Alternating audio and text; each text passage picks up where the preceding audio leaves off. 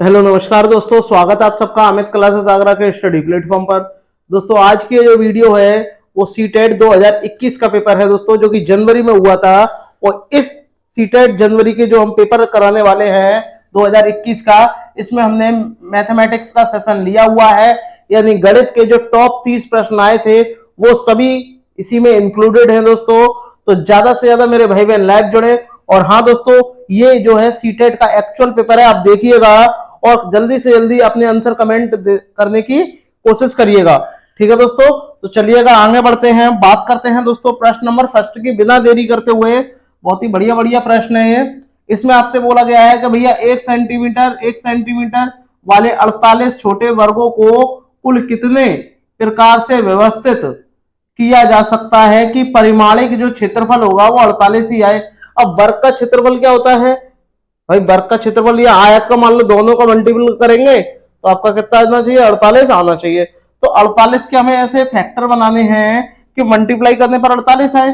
ठीक है, उतने पेयर आपके बन जाएंगे। तो पहला आ जाएगा 1 इंटू 48, आपका तो भी 48 ही आएगा। 2 इंटू 24 48 ही आएगा। 3 इंटू 16 48 आएगा। 4 इंटू 12 48 आएगा। और 8 इंटू 6 ये भी 48 ही आएगा। यानी आपके जो परिमाणिक थे वो कितने आ गए? टोटल 5 आपके होंगे। तो आपको तुरंत ही ऑप्शन थर्ड वाला टिक लगा देना है कि इसका राइट आंसर क्या हो जाएगा, जो 5 है वो करेक्ट हो जाएगा। ठीक है दोस्तों, अगर आप चैनल पे पहली बार विजिट कर रहे हैं तो चैनल को लाइक और सब्सक्राइब जरूर करें। बात करते हैं प्रश्न नंबर सेकंड की। कमेंट करके मुझे बताइएगा इसका राइट आंसर क्या होगा। यहां आपसे बोला गया है कि विद्यालय की सभा में एक कक्षा के विद्यार्थी एक पंक्ति में खड़े हैं। एक पंक्ति में खड़े हैं यानी रो वाइज खड़े हुए हैं। ठीक है, दोनों सिरों से रूही का स्थान जो है 19वां है। यानी इधर से भी 19वां आएगा, 19वें नंबर पे आती है। और इधर से भी अगर काउंट करेंगे तो भी वह रूही जो है वो 19वें नंबर पे ही आती है। ठीक है, तो क्या करेंगे? तो सिंपली आपको क्या कर देना है, जो इसका मिडिल वाला जो स्थान है इसी में आप 2 का मल्टीप्लाई करके और उसमें से 1 घटा देना है। तो 19 इंटू 2 करोगे और -1 जब कर दोगे तो 38 में से जब आप 1 घटा दोगे तो आपका 37 आ जाएगा, जो कि आपका ऑप्शन सेकंड जो है वो करेक्ट हो जाएगा। ठीक है दोस्तों, आगे बढ़ते हैं नेक्स्ट प्रश्न की ओर। बात करते हैं प्रश्न नंबर 33 की। 33 का आंसर भी आप मुझे कमेंट करके बताइएगा, वेरी वेरी इंपॉर्टेंट है। अस्मिता विद्यालय, देखिएगा इसमें आपसे बोला गया है कि अस्मिता विद्यालय की गोष्ठी, गोष्ठी का मतलब क्या होता है? मीटिंग। ठीक है, विद्यालय की एक मीटिंग है, उसका टाइम क्या है?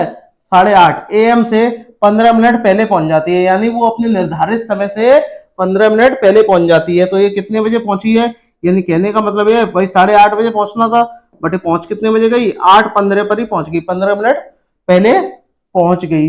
वह अपने सहकर्मी से आधा घंटा पहले पहुंची। जो इसका सहकर्मी आता था उससे वह आधा घंटा पहले पहुंच गई। अब इससे भाई पहले आधा घंटा पहले पहुंची है तो इसमें आधा घंटा जब आप और जोड़ देंगे तो ये कितना हो जाएगा? 8:45 हो जाएगा। यानी जो सहकर्मी है वो कितने बजे आता है? 8:45 पर आता है। इससे आधे घंटे पहले ये आ गई। ठीक है, ये आपको ध्यान में रखना है। ठीक है, अब आपसे बोला गया है जो कि गोष्ठी के लिए 40 मिनट देरी से पहुंचा था। अब 40 मिनट देरी से यही तो पहुंचा था, तो इसमें से 40 घटा दो। ठीक है, 40 मिनट जब आप घटा दोगे, ये 8 तो 8 ही रहेगा। 8 ये कितना हो जाएगा? 8:05। तो गोष्ठी का समय कितना हो जाएगा? 8:05, जो कि आपका ऑप्शन जो 4 है वो करेक्ट हो जाएगा। ठीक है, बहुत ही बढ़िया बढ़िया बेहतरीन बेहतरीन प्रश्न है दोस्तों।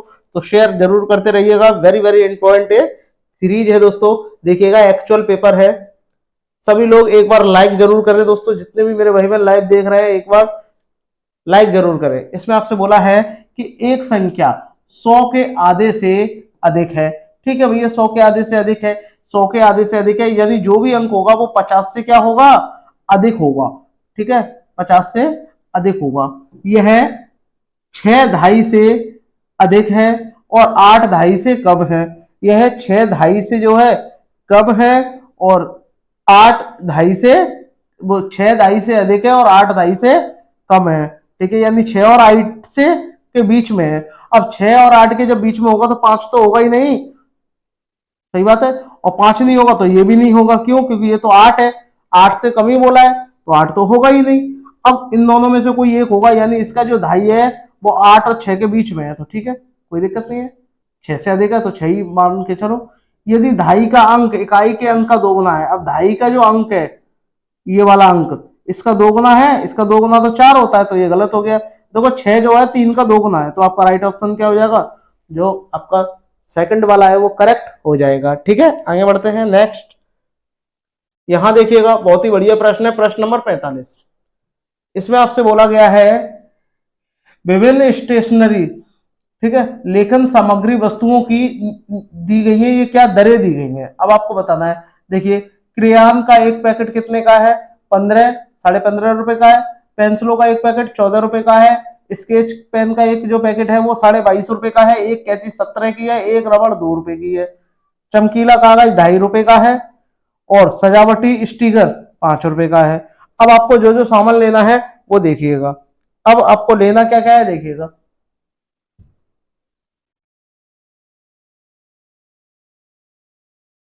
देखिएगा यहां आपसे बोला गया है कि सोहेल ने, यहां आपसे बोला गया है कि भैया सोहेल ने एक पैकेट क्या क्रेयॉन का खरीदा है, तो भैया एक पैकेट क्या क्रेयॉन का खरीदा है, तो यहां लिख लो आप तो भैया 15.5 रुपए ये हो गए।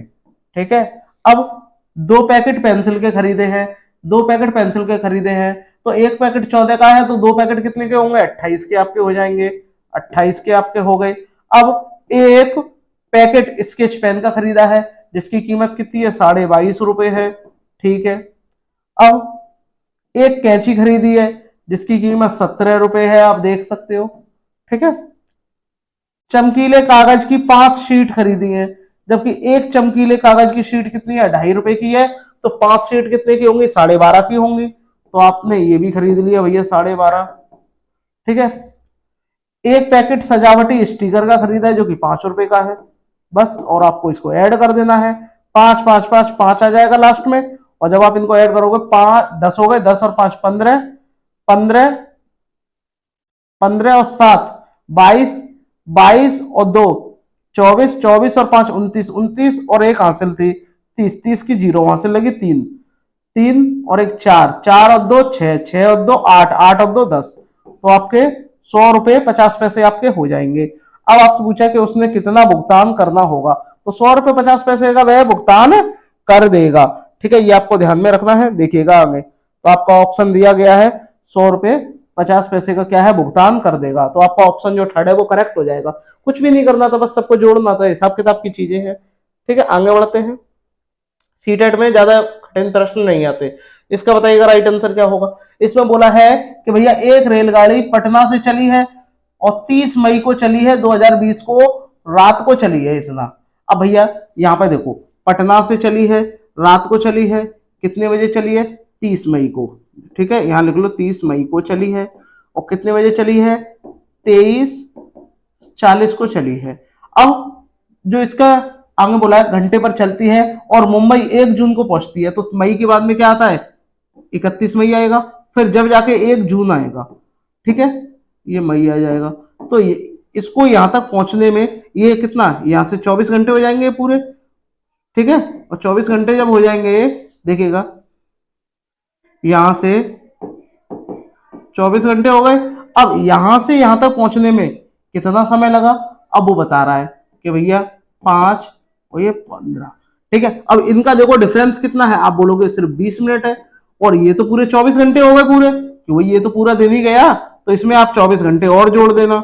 ठीक है, 24 घंटे जोड़ दिए, और 5 15 ये रहे, तो 5 15 घंटे आपके ये रहे, तो इनको जब जोड़ेंगे तो ये आपका 29 और ये 35, यानी 29 35 आपका आ जाएगा, यानी 29 35, यानी 29 घंटे 35 मिनट आपको इसमें कुल समय लगेगा। बस ये जोड़ना ही था, इसमें और कुछ भी नहीं था। ठीक है, अगर आपको वीडियो पसंद आ रही हो तो शेयर जरूर करिएगा, बताइएगा इसका राइट आंसर बताइएगा क्या होगा।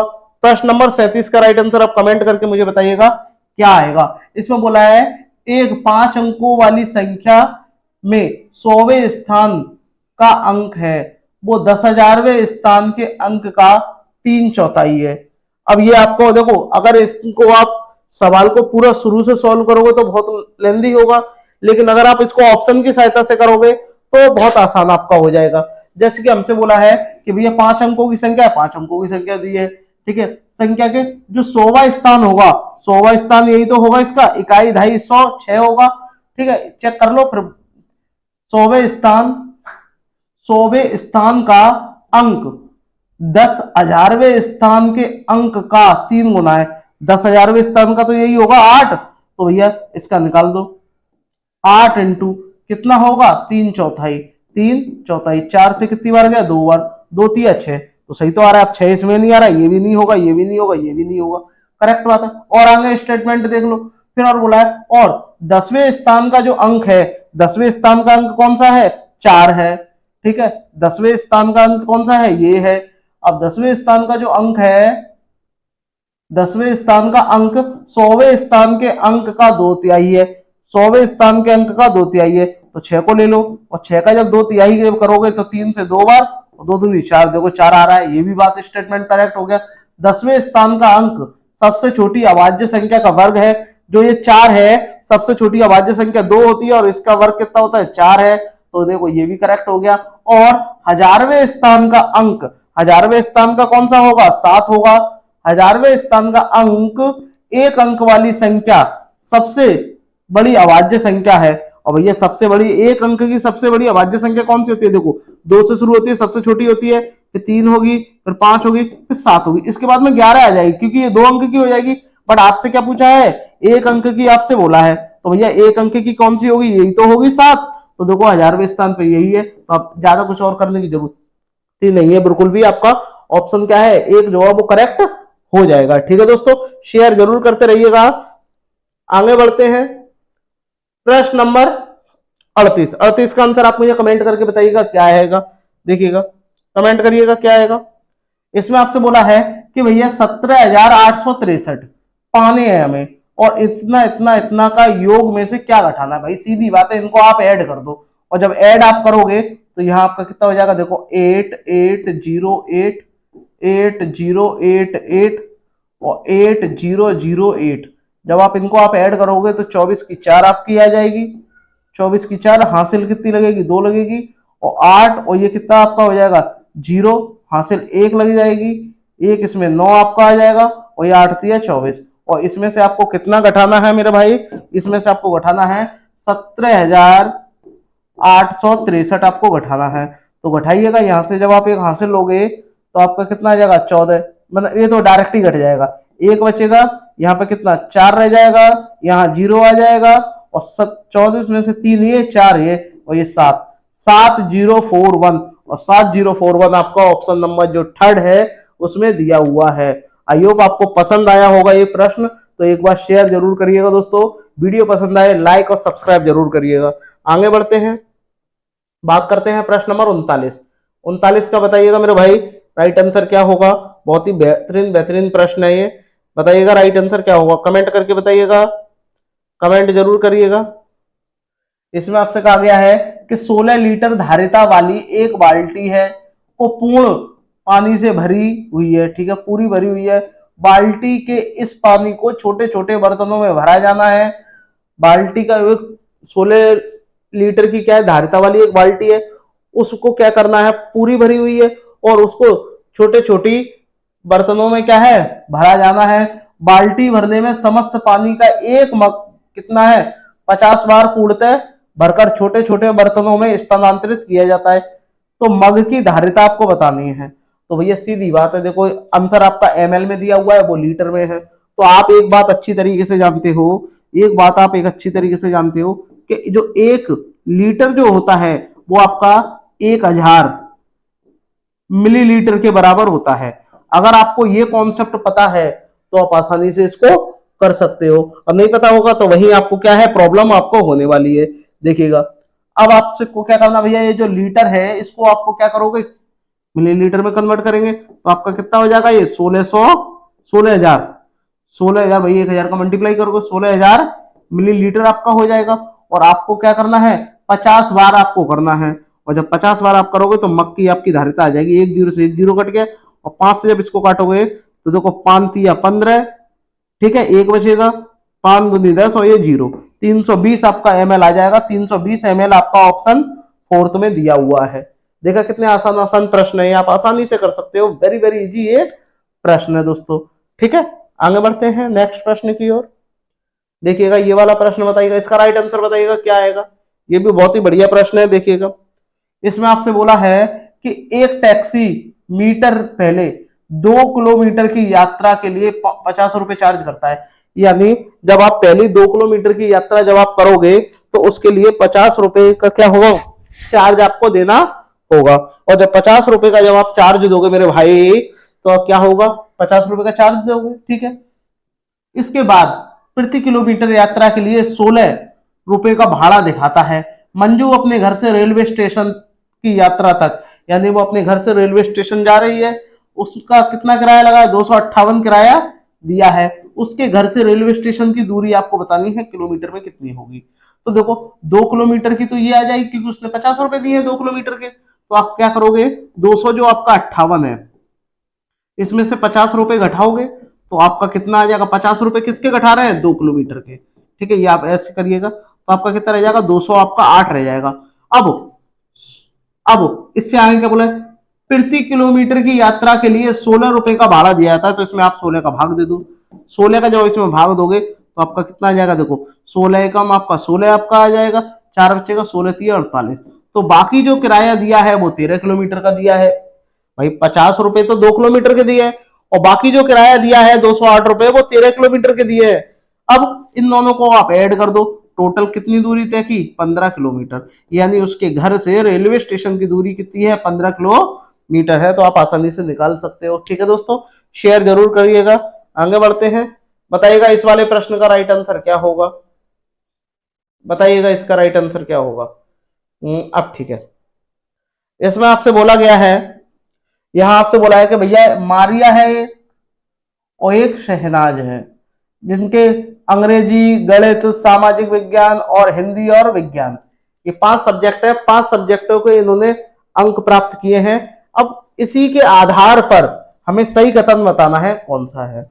देखिएगा, भाषाओं को छोड़कर, यानी हिंदी और अंग्रेजी को छोड़कर, मारिया ने शहनाज से प्रत्येक विषय में अधिक अंक प्राप्त किए। यानी अगर मैं कहूं कि मैं हिंदी को और अंग्रेजी को छोड़ दूं, बाकी इन तीनों में मारिया ने शहनाज से अधिक अंक प्राप्त किए। देखो भाई गणित में देखो 88 है और इसके क्या है 78 है, तो इसमें तो किए हैं। यहाँ 65 है और ये 77 है, तो इसमें तो शहनाज ने किए हैं। तो ये वाला क्या हो जाएगा, गलत आपका हो जाएगा। अब ये जब गलत हो जाएगा तो आप नेक्स्ट वाला देखिएगा, नेक्स्ट वाले में क्या आपसे बोला है।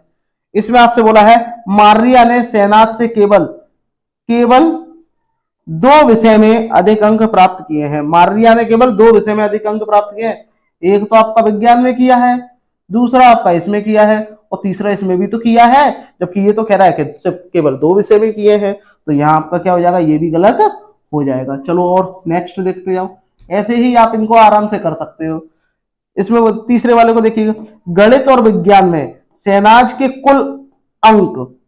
कुल प्राप्तांक इन विषयों में मारिया ने कुल प्राप्तांक से अधिक किया है। यानी गणित और विज्ञान में शहनाज के जितने भी कुल अंक होंगे, सिर्फ गणित और विज्ञान में, अब गणित और विज्ञान को आप जोड़ लो, गणित में मारिया के कितने 88 हैं और विज्ञान में 90 है। तो 88 और जब 90 को जब आप जोड़ोगे तो आपका 178 आपका आ जाएंगे। यानी इसने कितने किए हैं, 178 किए हैं, और इन्होंने कितने करे हैं, 88 और 82 को जब जोड़ोगे तो 160। अब आपसे क्या बोला है, देखिएगा, गणित और विज्ञान में शहनाज के कुल प्राप्तांक इन विषयों में मारिया के कुल अंकों से अधिक है। मारिया के कुल अंकों से अधिक है, किसके किसके अधिक है, मारिया के, शहनाज के अधिक है। भैया शहनाज के तो कम हो रहे हैं ना।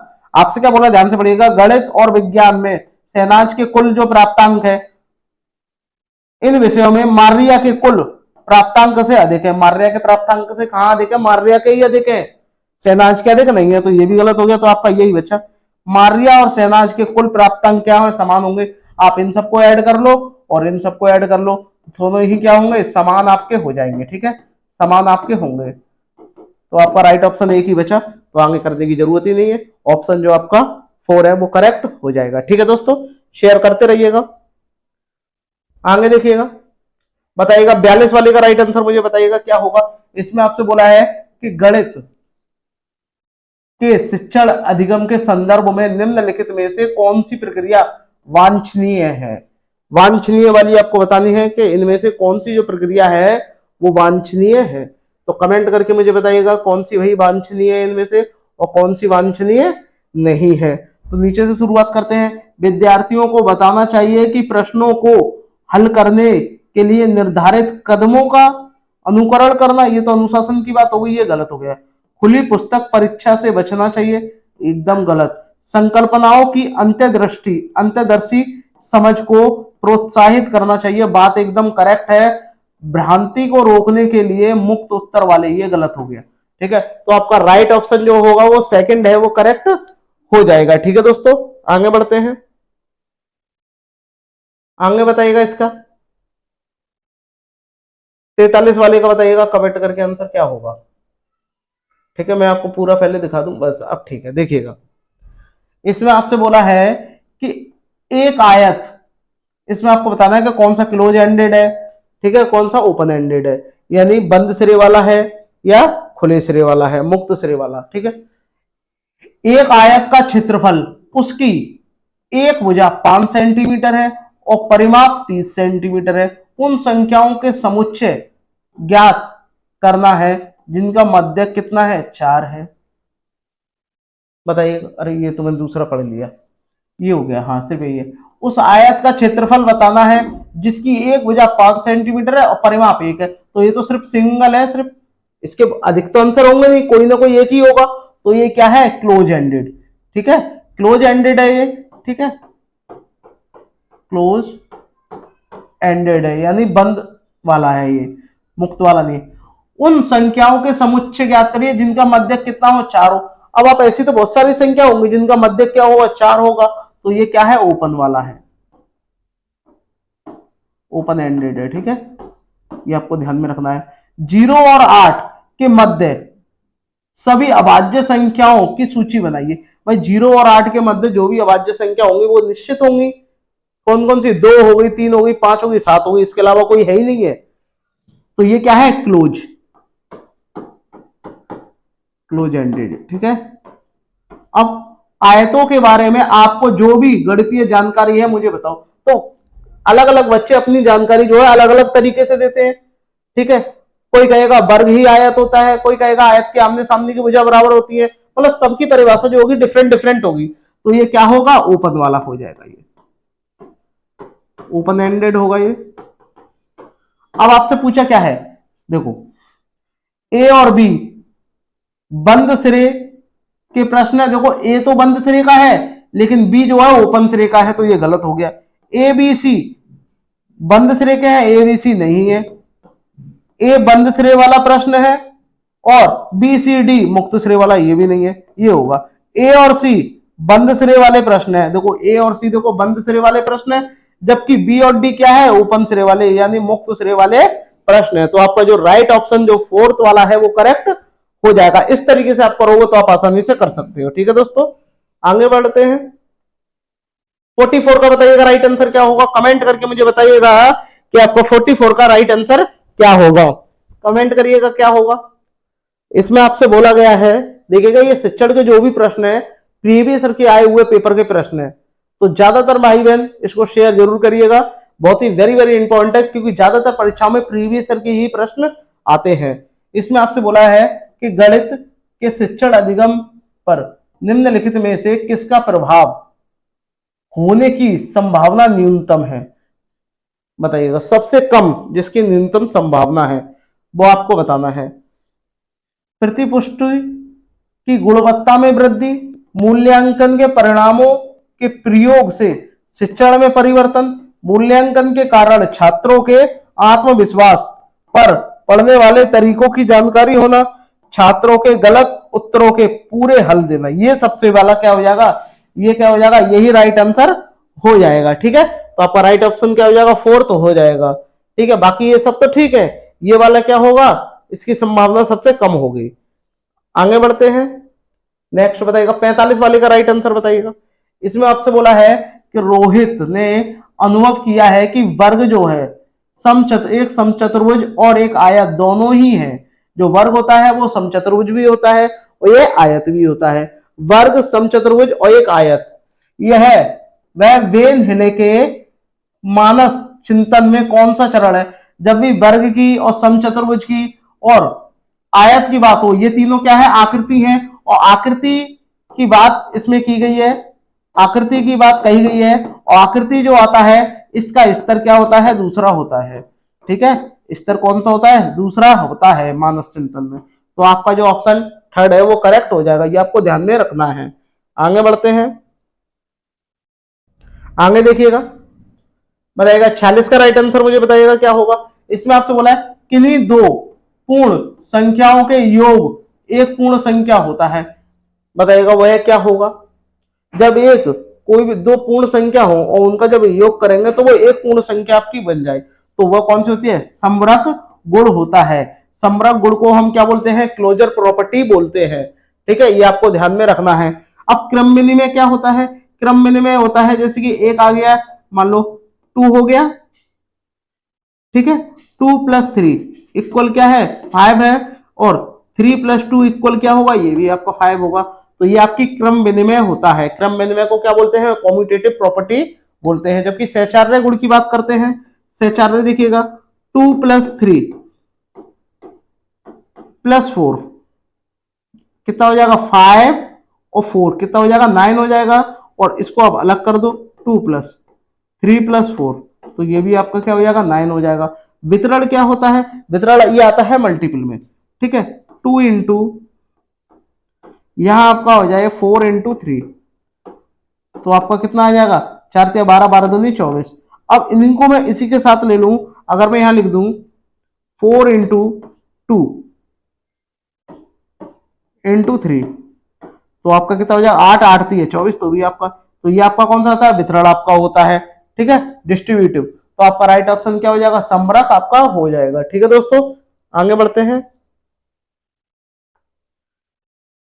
इसका बताइएगा राइट आंसर क्या होगा? 47 का, 47 का बताइएगा राइट आंसर क्या होगा। इसमें आपसे बोला क्या गया है, पहले ये देखो, इसमें आपसे कहा गया है गणित के शिक्षण अधिगम के विषय में निम्नलिखित में से कौन सा कथन सत्य नहीं है। अब आपको असत्य वाला बताना है, यानी नेगेटिव वाला आपको बताना है। तो बताइएगा, आपके 4 ऑप्शन है, देखिएगा नीचे से शुरुआत करते हैं। गणितीय ज्ञान के सर्जन में तर्क और वार्ता एक महत्वपूर्ण भूमिका है। नमूनों के अवलोकन और सामान्यीकरण से प्राथमिक कक्षाओं के विद्यार्थियों में गणितीय ज्ञान का सर्जन किया जाता है। गणितीय ज्ञान की रचना में संस्कृति, संस्कृति कहां से आ गई? तो यही वाला क्या हो जाएगा? गलत हो जाएगा। बाकी ये सब तो ठीक है। गणितीय अधिगम एक सामाजिक प्रक्रिया है जिसमें संवाद सम्मिलित है, ये भी ठीक है। तो भाई ये वाला रॉन्ग है। अब ये रॉन्ग है तो आपका यही वाला क्या हो जाएगा? करेक्ट हो जाएगा। ठीक है, आगे बढ़ते हैं। 48 का बताइएगा राइट आंसर क्या होगा। 48 वाले का राइट आंसर कमेंट करके बताइएगा। प्राथमिक स्तर पर संख्याओं को पढ़ाने के लिए निम्नलिखित में से कौन सा कथन आपको सत्य लगा है? वो आपको सत्य कथन आपको बताना है कि भैया प्राथमिक स्तर पर इनमें से कौन सा कथन सत्य होगा। देखिएगा, संख्याओं की अंतर्दृष्टि समझ को प्रोत्साहन किया जाना चाहिए, एकदम करेक्ट बात है। संख्याओं को लिखने अनुक्रम में पढ़ाना चाहिए। अब छोटे छोटे बच्चे, जरूरी नहीं आप उन्हें को अनुक्रम में ही पढ़ाएं, तो ये क्या हो जाएगा? ये गलत हो जाएगा। गणना से पहले संख्याओं को संख्यक रूप में लिखना चाहिए। संख्याओं में अनुक्रम असंगति को प्रोत्साहित करना चाहिए। बताइएगा कौन सा होगा? कमेंट करके मुझे बताइएगा, बताइएगा। तो भैया ये वाली बात तो सही हो रही है, ए डी की, ये क्या हो गई? ये गलत हो गई। तो आपका राइट ऑप्शन क्या हो जाएगा? डी, ए और डी। और ए और डी किसमें है? आपका जो ऑप्शन सेकंड है इसमें आपको दिए गए हैं। ठीक है, प्रोत्साहन की बात हो रही है और ये एक पॉजिटिव वर्ड है। ठीक है, आगे बढ़ते हैं। नेक्स्ट 49 का बताइएगा राइट आंसर क्या होगा। 49 का राइट आंसर आप कमेंट करके मुझे बताइएगा क्या होगा। इसमें कहा गया है कि भैया प्राथमिक स्तर पर गणित पढ़ाने के लिए निम्नलिखित में से कौन सा पहलू अत्यंत महत्वपूर्ण है? गणित को बच्चों के जीवन के अनुभव का भाग बनाना, ठीक है भैया, परिकलन में परिशुद्धता विकसित करना, उच्चतर पढ़ाई एवं रोजगार के लिए तैयार करना, ये एकदम गलत है। प्रौद्योगिकी के लिए प्रोत्साहन एवं तैयार करना, ये भी एकदम गलत हो जाएगा। छोटे छोटे बच्चों से आप क्या करवाओगे भैया, प्राथमिक स्तर की बात हो रही है। तो गणित को बच्चों के जीवन के अनुभवों का भाग बनाना, ठीक है। तो आपका राइट ऑप्शन क्या हो जाएगा, जो फर्स्ट वाला है वो करेक्ट हो जाएगा। स्क्रीनशॉट लेते रहिएगा। 50 वाले का राइट आंसर बताइएगा क्या होगा, 50 वाले का राइट आंसर बताइएगा। इसमें आपसे बोला गया है कि निम्नलिखित क्रियाकलापों में से किससे विद्यार्थियों में त्रिविमीय विवेचना यानी दिक् स्थान समझ विकसित होने की सर्वाधिक संभावना है, बताइएगा, कमेंट करके बताइएगा किससे है। दिक् स्थान त्रिविमीय विवेचना, एक संख्या चार्ट के नमूने की पहचानना, एकदम गलत। सुडोकू पहेलियों को, भाई प्राथमिक स्थान पर आप सुडोकू थोड़ी नहीं कराएंगे। चौपाड़ आकृतियों को पहचानना, यानी आकृति बनाना और बच्चे उसको पहचानेंगे, तो ये तो क्या हो जाएगा, करेक्ट हो जाएगा। आंकड़ों को निरूपित करना, ये गलत आपका हो जाएगा, ठीक है। आप जितनी भी आकृतियां बनाएंगे बच्चे उसको समझेंगे और जो वो आपको बता देंगे कि इनमें से कौन सी त्रिविमीय विवेचना करेंगे। पहले आप बच्चों को आकृति बनाकर बताओगे। 51 वाले का बताइएगा राइट आंसर क्या होगा। इसमें आपसे कहा गया है कि बच्चों को भिन्न की संकल्पना पढ़ाने के लिए निम्नलिखित में से अत्यंत उपयुक्त है, बताइएगा।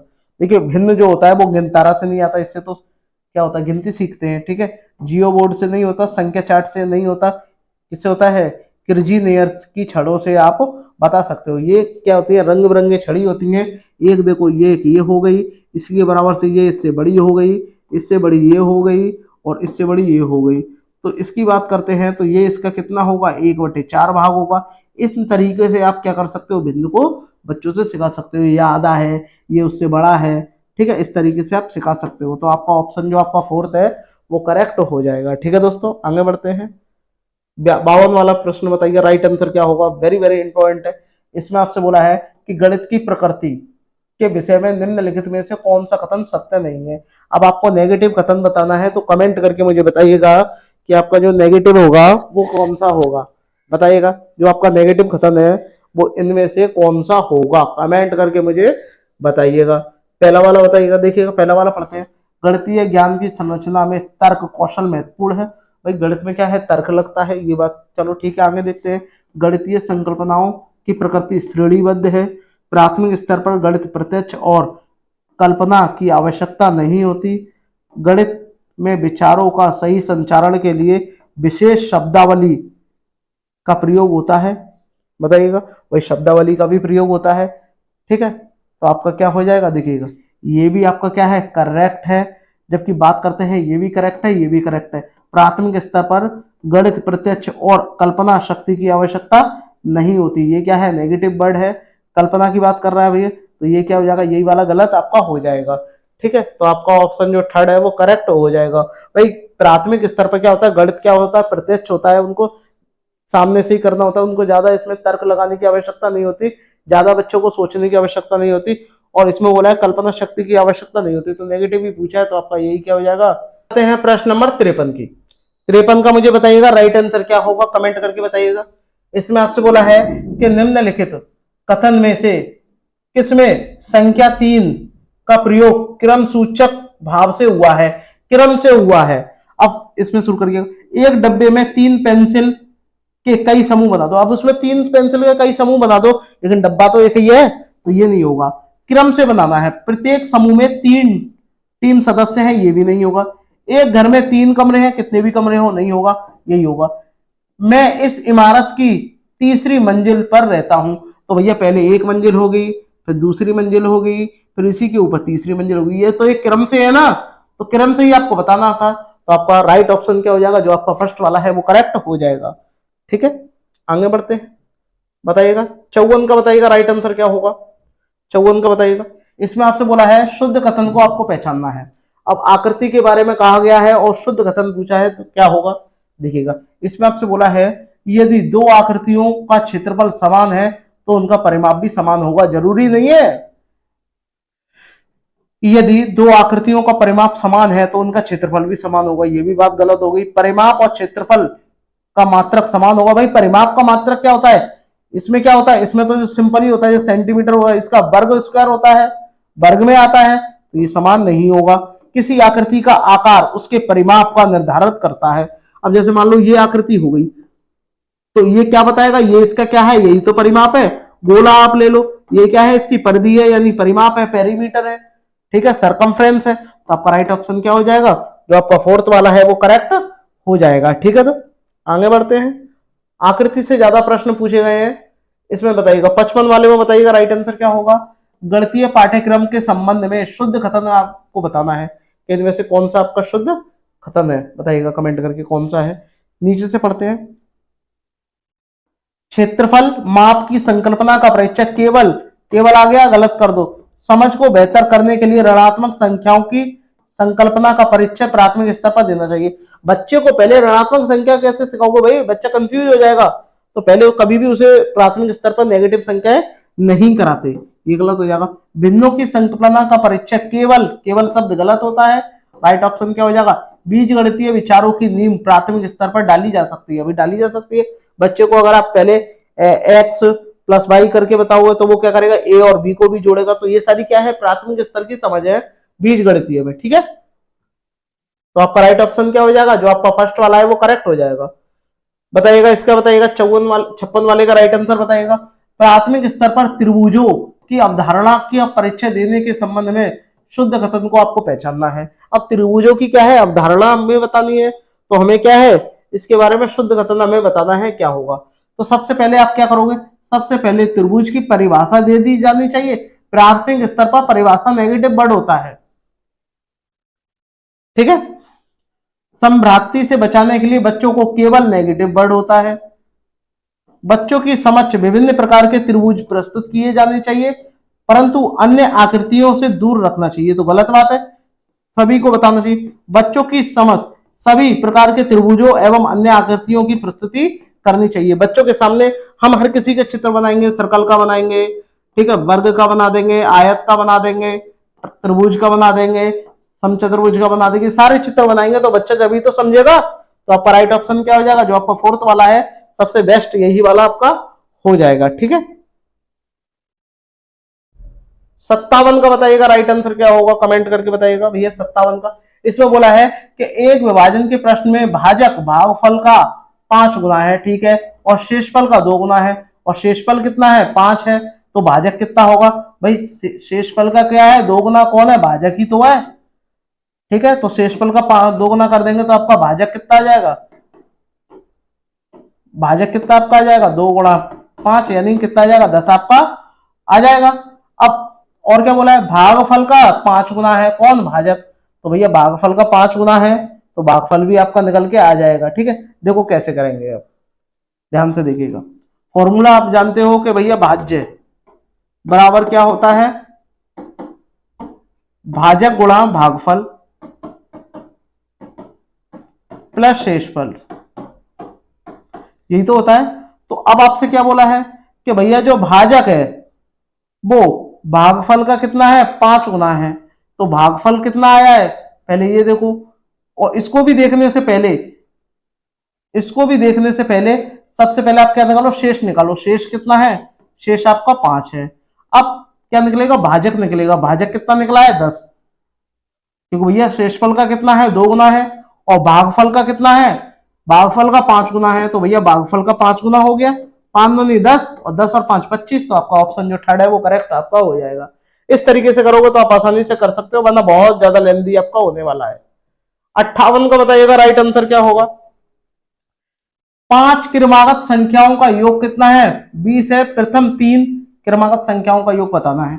5 क्रमागत संख्या दी गई है, ए बी सी डी और ये ई, बीच वाली आपसे पूछी है, ठीक है। 5 क्रमागत संख्या दी है तो प्रथम 3 आपको बतानी है, तो जो बीच वाली दी है उसी में आप जितनी संख्या दी है उससे भाग दे दो। जैसे कि यहाँ 20 दिया है और कितनी पूछी है 5 पूछी है, तो 5 से भाग दे दो, कितनी आ जाएगी 4, तो यहाँ क्या आ जाएगा 4 आ जाएगा। इससे कम कर दो 3 और ये 2, ठीक है, और 5 और ये 6। अब जब आप इनको जोड़ोगे तो आपका कितना आ जाएगा 20 ही आपका आ जाएगा। ठीक है, तो आपसे क्या पूछा है, प्रथम 3 संख्याओं का योग, तो इनका जब आप जोड़ेंगे इनको जोड़ लो बस, कितना होगा 7 और 2 9, तो आपका 9 ऑप्शन जो आपका सेकंड है वो करेक्ट आपका हो जाएगा। ठीक है, आगे बढ़ते हैं।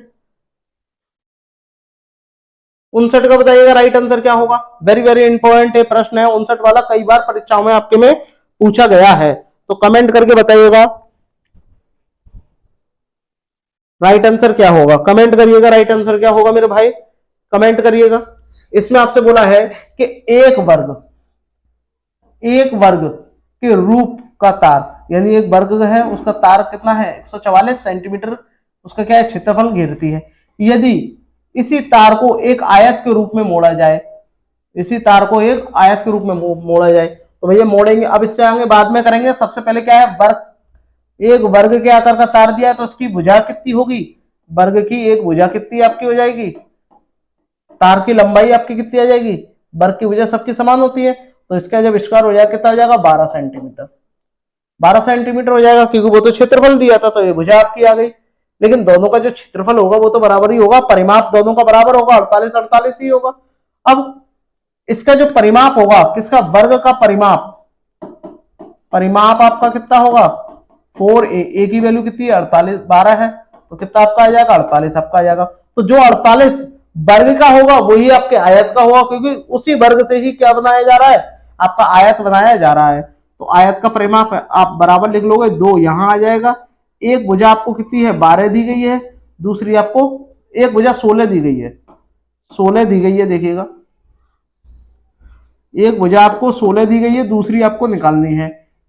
ठीक है, तो पहले दूसरी निकाल लो, दूसरी को वृत्त मान लो। ठीक है, इससे कितनी बार जाएगा 24 बार जाएगा, और 16 जब इसमें से घट जाएगा तो बी की वैल्यू कितनी आपकी आ जाएगी 8 आ जाएगी। तो एक 8 आ गई, और जो लेंथ थी वो कितनी थी 16 थी। अब इसी का आपको क्षेत्रफल बताना है, तो इनका आपस में क्या कर लो, मल्टीप्लाई कर लो। 16 अट्ठे कितने होते हैं 128 होते हैं, तो आपका ऑप्शन जो थर्ड है वो करेक्ट आपका हो जाएगा। क्यों, क्योंकि आयत का क्षेत्रफल क्या होता है, आयत का जो भी आपका क्षेत्रफल होता है वो लेंथ इंटू ब्रेथ होता है, यानी लंबाई गुणा चौड़ाई आपका हो जाएगा। ठीक है, आगे बढ़ते हैं। बताइएगा 60 वाले का राइट आंसर बताइएगा। इसका बताइएगा, बड़ी और छोटी संख्या पूछी है, वेरी वेरी इंपॉर्टेंट प्रश्न है। इसमें बोला है कि निम्नलिखित भिन्नों में से सबसे बड़ी और दूसरी सबसे बड़ी भिन्न, यानी दो सबसे बड़ी भिन्न आपको बतानी है कि कौन सी है। तो इन्हीं को आप सॉल्व कर लो।